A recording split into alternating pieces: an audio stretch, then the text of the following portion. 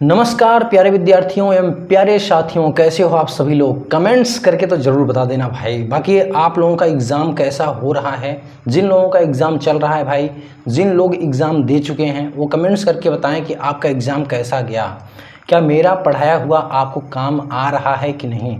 आज हम लोग एसी थियरी या एसी फंडामेंटल या एसी सर्किट कह सकते हैं। इस चैप्टर का नाम कई प्रकार से कई बुकों में अलग अलग नाम से ये चैप्टर जाना जाता है भाई।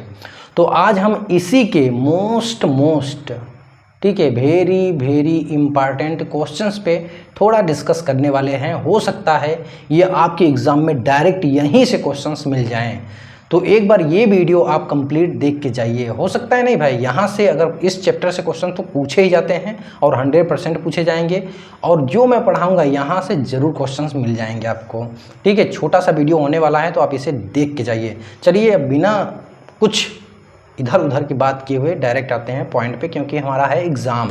अब यहाँ पे देखिए, एसी श्रेणी परिपथ में अनुनाद आवृत्ति को कैसे बढ़ाया जा सकता है। छोड़ो भाई, जो होगा अनुनाद आवृत्ति को हमको यहाँ पे देखना है। अनुनाद जो आवृत्ति होती है ना, उसको बढ़ाया कैसे जा सकता है। ठीक है, तो चलिए इसी पे हम डिस्कस कर लेते हैं। थोड़ा अपने फ़ोटो को हम छोटा कर लें ताकि आपको समझाने में आसानी हो जाए हमें। देखिए भाई, जो अनुनाद आवृत्ति होती है ना, इसको समझाने के लिए आपको एक चीज़ समझना होगा। जो ये अनुनाद आवृत्ति होती है, ये किस सर्किट में आपको देखने के लिए मिलेगी। यहाँ पे जैसे दिया है श्रेणी परिपथ में, या तो आपको आर एल सी तीनों अगर श्रेणी में लगे हैं तब यहाँ भी आपको अनुनाद आवृत्ति देखने के लिए मिलेगी, या तो तीनों कंपोनेंट्स या तो समांतर में लगे हैं तब वहाँ भी आपको क्या देखने के लिए मिलेगी भाई, अनुनाद आवृत्ति। मतलब तीनों में से अगर एक नहीं होगा कंपोनेंट तो आपको वहाँ पे अनुनाद आवृत्ति देखने के लिए नहीं मिलेगी। तो तीनों का कहने का मतलब क्या है भाई, आपके परिपथ में अब यहाँ पे जैसे श्रेणी दिया है तो हम श्रेणी परिपथ बना लेते हैं। जैसे हमने यहाँ पे प्रतिरोध लगा दिया, यहाँ पे हम इंडक्टर लगा दिए, और यहाँ पे हमने श्रेणी में ही क्या लगा दिया भाई, कैपेसिटर। अब इसमें आप जो है एसी वोल्टेज अप्लाई कर दो तो ठीक है। अब जैसे ये क्या है भाई, ये प्रतिरोध है, करंट यहाँ पे क्या होगा, एक्सियल होगा, और यहाँ पे एक्ससी होगा। तो जिस टाइम देखिए भाई, यहाँ पे हम ज़्यादा मतलब डीपली आपको नहीं समझाने वाले हैं, तो यहाँ से बस समझ लीजिए। जिस टाइम ये एक्सियल बराबर हो जाता है एक्ससी से, समझ रहे हो आप लोग, जिस टाइम ये एक्सियल बराबर हो जाता है एक्ससी से, उस और ये जिस फ्रीक्वेंसी पे होता है, जिस टाइम जिस फ्रीक्वेंसी पे एक्सियल बराबर एक्ससी हो जाता है, उसी को हम लोग कहते हैं भाई अनुनाद frequency F R, resonance frequency F R. Frequency को नॉर्मली एफ से प्रदर्शित करते हैं, तो रेजोनेंस फ्रीक्वेंसी क्या होगा, एफ आर होगा। अब यही इन्होंने पूछा है कि इसको कैसे बढ़ाएं हम, तो देख लीजिए। अब ये एक्सियल बराबर होता है भाई ओमेगा एल होता है, और ये एक्ससी बराबर होता है, बटे में लिख दीजिए ओमेगा सी। ठीक है, एक्सियल बराबर ओमेगा एल, एक्ससी बराबर 1/ओमेगा सी, और ये ओमेगा बराबर क्या होता है भाई, 2 पाई एफ होता है। ओमेगा बराबर क्या होता है, 2 पाई एफ होता है। अब यहाँ पे हम सिर्फ एफ नहीं लिखेंगे, ये तो फ्रीक्वेंसी होगी। अब ये दोनों बराबर हम करके लिख लें तो हम ये जो एफ होगा यहाँ पे ओमेगा में, वो एफ आर होगा, रेजोनेंस फ्रीक्वेंसी वाला होगा। ठीक है, तो देखिए ओमेगा बराबर आप लिख लीजिए। चलिए भाई, ओमेगा बराबर क्या लिखेंगे, 2 पाई एफ आर इंटू एल।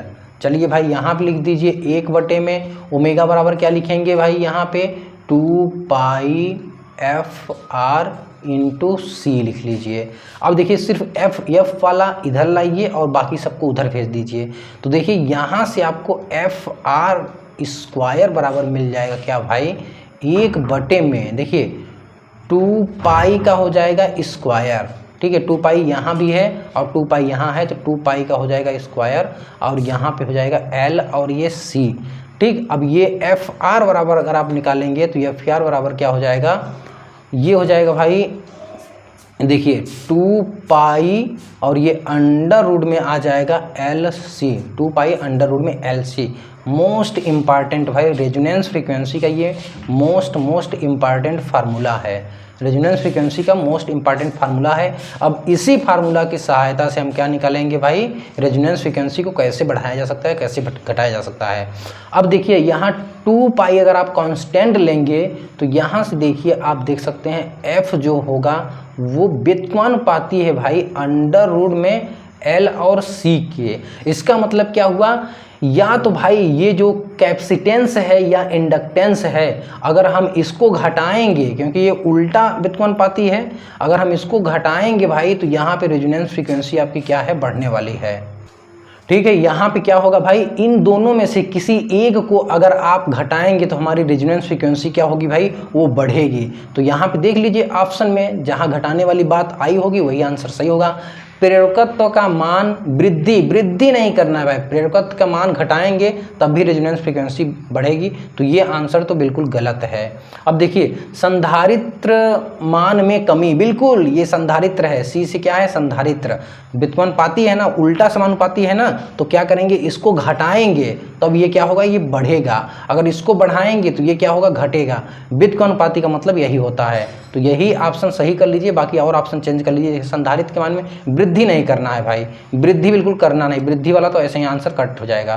तो ये आंसर बी क्या होगा, बिल्कुल राइट होगा। ये मोस्ट इंपॉर्टेंट फार्मूला है साथियों, मोस्ट इंपॉर्टेंट। कभी कभी ये देखिए ये पूछ लेगा रेजोनेंस स्थिति में कौन सा ऑप्शन सही है, तो ऐसे दिया रहेगा रेजोनेंस की स्थिति में या रेजोनेंस की फ्रीक्वेंसी पर एक्सएल बराबर एक्ससी होता है, तो बिल्कुल होता है। XL is greater than एक्ससी, XL is less than एक्ससी, ऐसे करके ऑप्शन दिया रहेगा, तो ये ऑप्शन सही करके चले आएंगे। अब यहाँ से मतलब हम आपको बहुत सारे क्वेश्चन यहाँ करा दिए भाई, ये क्वेश्चन सॉल्व कराते हैं लेकिन बहुत सारे क्वेश्चन तैयार भी करा देते हैं, ये ध्यान दीजिए। देखिए 240 वोल्ट आरएमएस के लिए वोल्टेज का अधिकतम मूल्य क्या है। अब देखिए भाई जो आपके घरों में आता है 240, 230, ठीक है, एक इलेक्ट्रीशियन है आपको पता होना चाहिए। ये जो हमारे घर में आता है ये सिर्फ वोल्टेज नहीं होता है, ये होता है भाई आरएमएस वोल्टेज। कौन वोल्टेज होता है भाई, आरएमएस वोल्टेज होता है जो आपके घरों में आता है। अब ये इसका क्या मतलब भाई, देखिए अब ये कह रहे हैं 240 वोल्ट आरएमएस वोल्टेज के लिए, उसका मतलब वोल्टेज का अधिकतम मान क्या होगा। देखिए हमारे घरों में एक्चुअली देखिए आप देख लीजिए, ध्यान दीजिए, देखिए जो हमारे घरों में एसी चलती है ना, वोल्टेज वो ऐसे चलती है भाई।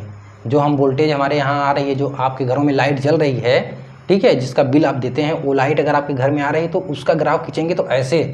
लेकिन भाई देखिए सबसे ऊपर ये जो ग्राफ का सबसे हाईएस्ट पॉइंट होता है, इसे कहते हैं भाई मैक्सिमम वोल्टेज, MAX लिख दे रहे हैं, मैक्स वोल्टेज। इसके जस्ट नीचे जो होता है, इसके जस्ट नीचे जो होता है, इसे हम कहते हैं भाई R, ठीक है, इसे हम क्या कहते हैं, RMS वोल्टेज। देखिए हम और यहाँ आपको ज़्यादा डीपली नहीं समझा पाएंगे, बस आप ग्राफ में देख के ये समझ लीजिए।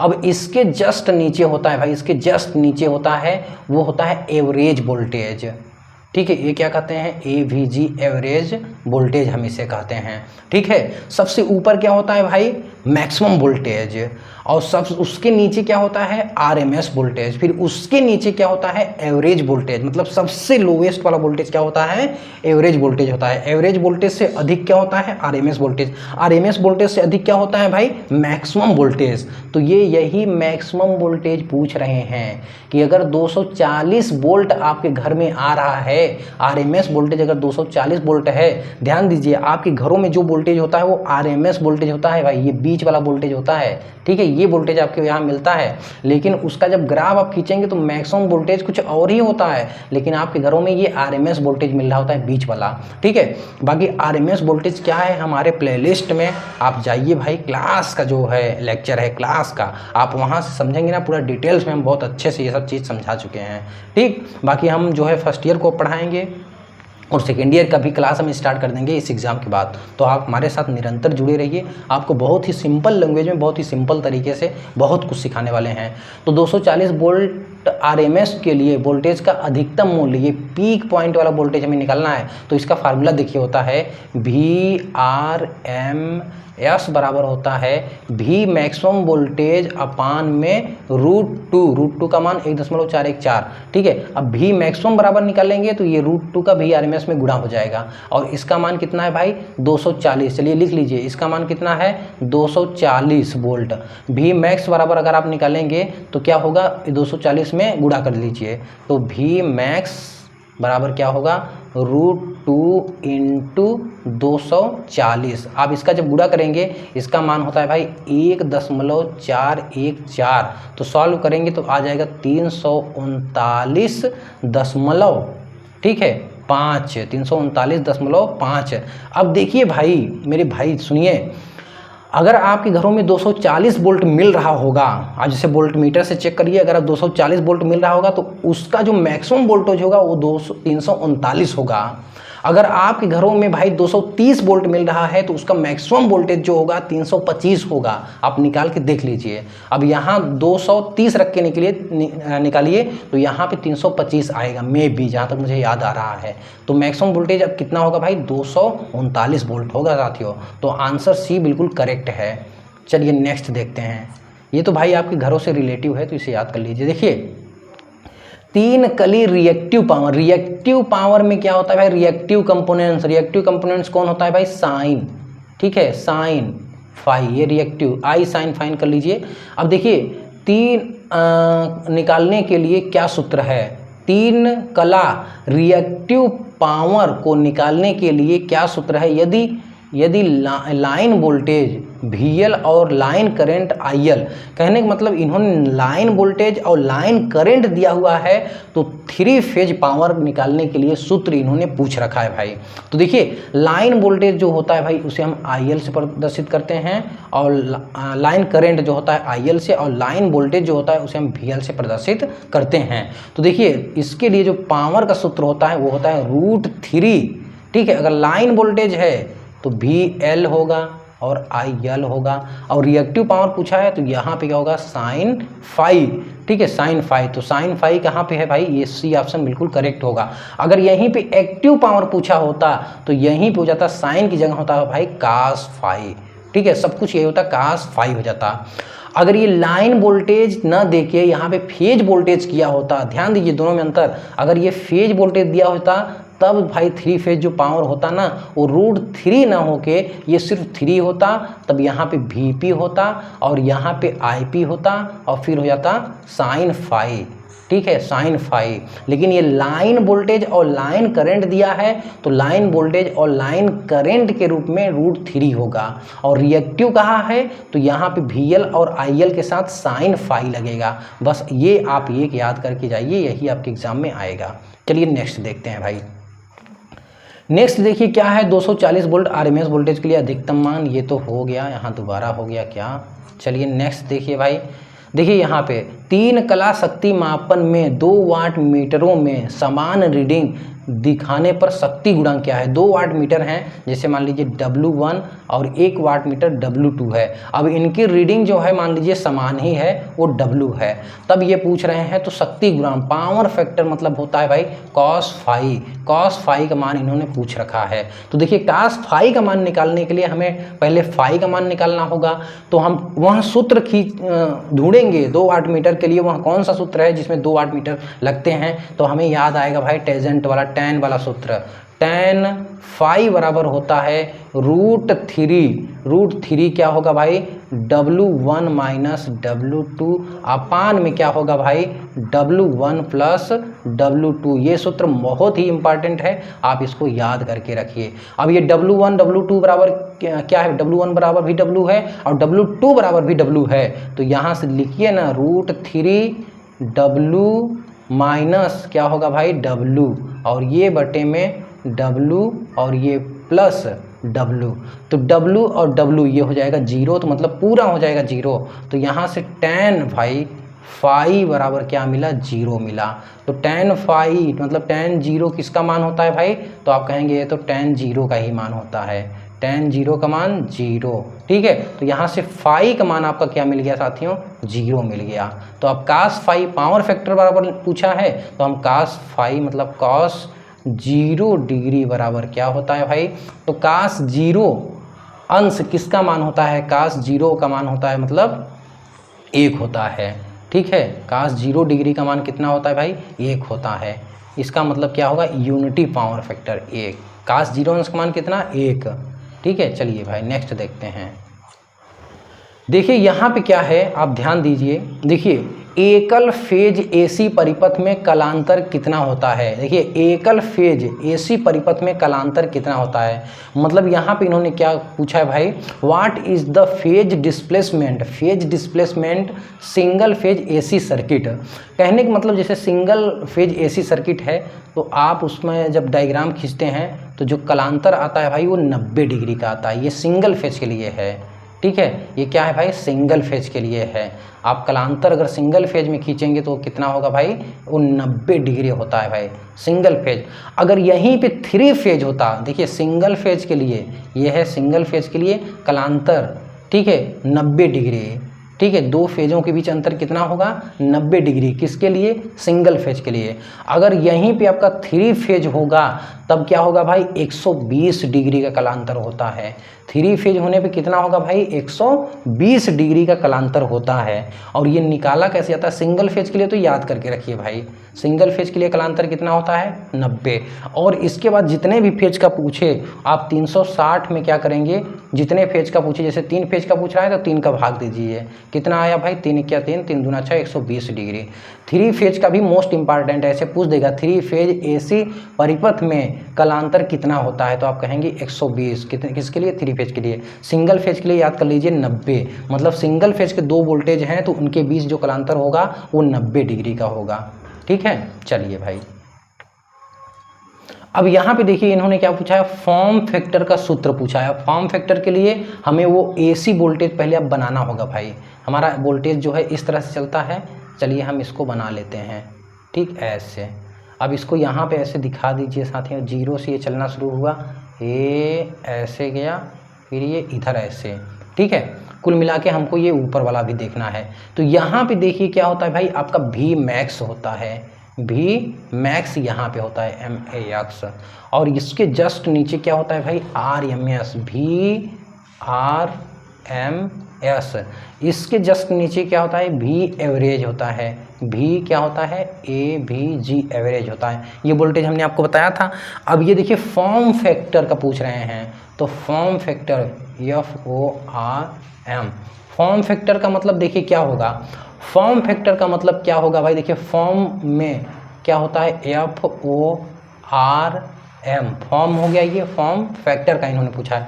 देखिए RMS, यहीं से देखिए ट्रिक मैं बता रहा हूँ, ट्रिक RMS, तो कहने का मतलब फॉर्म फैक्टर बराबर जो सूत्र होगा वो क्या होगा, ऊपर होगा भाई VRMS अपान में। अब इसके जस्ट नीचे जो है, यानी नीचे है भाई एवरेज। देखिए फॉर्म फैक्टर को KF से प्रदर्शित करते हैं, तो KF बराबर फॉर्म में ही निकालिए, देखिए फॉर्म में ही है ना RMS, तो ऊपर लिखिए VRMS, और VRMS के नीचे क्या है, ये ग्राफ याद कर लीजिए, VRMS के नीचे है V average, VAVG, V average. मतलब फॉर्म फैक्टर बराबर क्या होगा भाई, RMS वैल्यू बटे में एवरेज वैल्यू। फॉर्म फैक्टर बराबर क्या होगा, RMS वैल्यू बटे में एवरेज वैल्यू। देखिए KF बराबर RMS वैल्यू बटे में एवरेज वैल्यू। RMS वैल्यू को ही हम क्या कहते हैं भाई, इफेक्टिव वैल्यू। RMS वैल्यू को हम क्या कहते हैं, इफेक्टिव। ऑप्शन बी बिल्कुल करेक्ट होगा। चलिए नेक्स्ट देखते हैं भाई। नेक्स्ट देखिए, 3 कला शक्ति मापन में 2 वाट मीटर विधि में यदि एक जो है शून्य पाठ्यांक हो तो दूसरा कुल खपत पाठ्यांक, तो शक्ति गुणांक। देखिए एक जो है वाट मीटर वो तो भाई फुल रीडिंग दे रहा है, ठीक है, फुल अपने जो है क्या कर रहा है, फुल पे काम कर रहा है। तो ये कह रहे हैं फिर शक्ति गुणांक क्या होगा, अगर एक जो है, एक का पाठ्यांक क्या है, 0 है। तो चलिए मान लीजिए यहाँ पे W2 जो है भाई वो 0 पाठ्यांक है, W2 का क्या है, 0 है। तो देखिए tan phi बराबर, आप देखिए tan phi बराबर, हम फिर से वही सूत्र लिखेंगे, क्या लिखेंगे भाई, √3, और फिर यहाँ पे लिखेंगे W1 माइनस W2 अपान में, ये tan phi बराबर अपान में क्या होगा, W1 प्लस W2। अब देखिए भाई W2 बराबर 0, तो यहाँ पे √3 ये हो जाएगा W1। अब ये W2 बराबर 0, तो ये खत्म हो जाएगा बटे में, फिर यहाँ पे W2 बराबर 0 हो जाएगा खत्म, और ये अपना फुल है W1। अब ये W1 से ये W1 भी कट जाएगा भाई, दोनों सेम सेम हैं। तो यहाँ पे देखिए tan phi बराबर क्या है, √3 है। और यहाँ से देखिए रूट tan फाई। अब ये tan फाई मतलब ये रूट किसका मान होता है भाई, तो आप कहेंगे tan 60 अंश का मान होता है। किसका होता है, tan 60 अंश का मान। तो ये फाई का मान यहाँ से क्या, फाइनली यहाँ पे देखिए फाई का मान निकल के आ गया भाई 60 डिग्री। ठीक है, फाई का मान 60 डिग्री और का शक्ति गुणांक बराबर क्या होता है भाई, cos फाई होता है, cos फाई। और यहाँ पे मतलब फाई का मान क्या है, 60 डिग्री है। और ये 60 किसका मान होता है, cos 60 अंश का मान कितना होता है, 1/2 होता है। तो इसका मतलब क्या आ गया 0.5, क्या आ गया भाई 0.5। ऑप्शन ए बिल्कुल करेक्ट होगा। चलिए भाई नेक्स्ट देखते हैं। नेक्स्ट देखिए यहाँ पे क्या है, देखिए किस स्थिति में, देखिए नेक्स्ट क्या है यहाँ पे, किस स्थिति में अनुनाद सर्किट कहा जाता है। चलिए भाई ये अनुनाद सर्किट हम कब कहेंगे, जब एक्सियल बराबर हमारा क्या हो जाए, एक्सी हो जाए। ये पहले ही बता चुका हूँ, मोस्ट इंपॉर्टेंट सवाल। चलिए नेक्स्ट देखिए, नेक्स्ट यहाँ पे देखिए क्या है भाई, देखिए फिर यहाँ पे फॉर्म फैक्टर का ही फार्मूला पूछ दिया। अब देखिए यहाँ पे क्या है, आरएमएस वैल्यू ना देके यहाँ पे इफेक्टिव वैल्यू, आरएमएस वैल्यू को हम इफेक्टिव वैल्यू भी कहते हैं। ऑप्शन ए बिल्कुल करेक्ट है। ठीक है, चलिए भाई नेक्स्ट देखिए। नेक्स्ट देखिए यहाँ पे क्या है भाई, देखिए यहाँ पे क्या है, अच्छा यहाँ पहले इसको बता दूं। देखिए 3 कला एसी परिपथ में कलांतर कितना होता है। 3 कला के लिए तुरंत 360/3 करिए, 120 आएगा आंसर, ये सही होगा। इसको भी बता दिया था पहले। देखिए 3 फेज शक्ति माप की 2 वाट मीटर विधि में यदि 1 वाट मीटर ऋणात्मक पाठ्यांक देता है तो पावर फैक्टर क्या होगा। अब देखिए 1 वाट मीटर क्या कर रहा है भाई, ऋणात्मक पाठ्यांक दे रहा है। चलिए हम मान ले रहे हैं W2 बराबर -W। ठीक है, ये हमारा वाट मीटर क्या है भाई, ऋणात्मक पाठ्यांक दे रहा है। बाकी जो 1 वाट मीटर है वो सही स्थिति में है। तो इस स्थिति में क्या हो जाता है ना, आप ध्यान दीजिए। देखिए फिर से पढ़ लीजिए, 3 फेज शक्ति माप की 2 वाट मीटर विधि में यदि 1 वाट मीटर ऋणात्मक पाठ्यांक दे तो पावर फैक्टर क्या होगा। ठीक है, तो देखिए ये जब 1 वाट मीटर हमारा ऋणात्मक पाठ्यांक दे रहा है और 1 वाट मीटर सही पाठ्यांक दे रहा है, तो उसमें जो हमारा पावर फैक्टर होता है आप tan फाई से ही लगा लीजिएगा, √3 कोष्टक में W1 - W2 करके रखेंगे।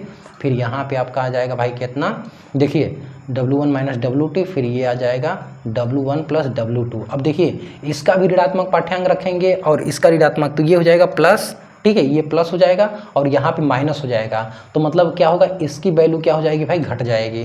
तो हम यहाँ से देखेंगे √3 ओवरऑल आपको क्या हुआ, घटा हुआ मिलेगा। तो यहाँ से cos फाई का मान जब आप निकालेंगे तो ये 60 अंश रखेंगे और ये 60 अंश क्या होगा, कम वाला होगा। और का 60 अंश का मान 1/2 का मान कितना होगा, 0.5 है और ये कम होगा। तो क्या होगा, 0.5 से कम। ऑप्शन डी बिल्कुल करेक्ट होगा भाई। चलिए